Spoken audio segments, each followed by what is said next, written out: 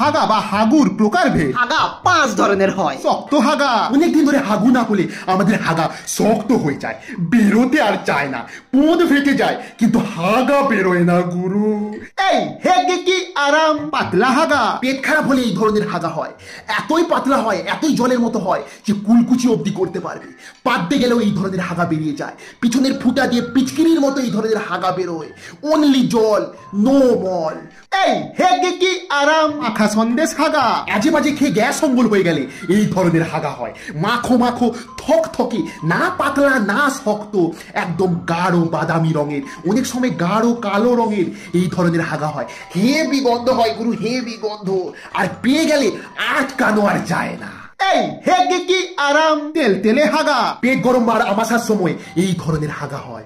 হাগার সময় পেছন দিয়ে ফড়ফড় করে ফেনাও বেরোয়। পেছন ধোয়ার সময় হাতে তেল তেল করতে থাকে, যেন মনে হয় কেউ পেছনের ফুটায় তেল ঘষে দিয়েছে। এই হেগে কি আরাম। চুমু হাগা, শরীর ভালো থাকলে এই ধরনের হাগা হয়।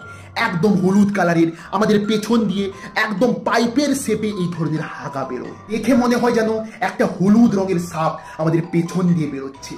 উফ, জাস্ট চুমু। এই হেগে কি আরাম।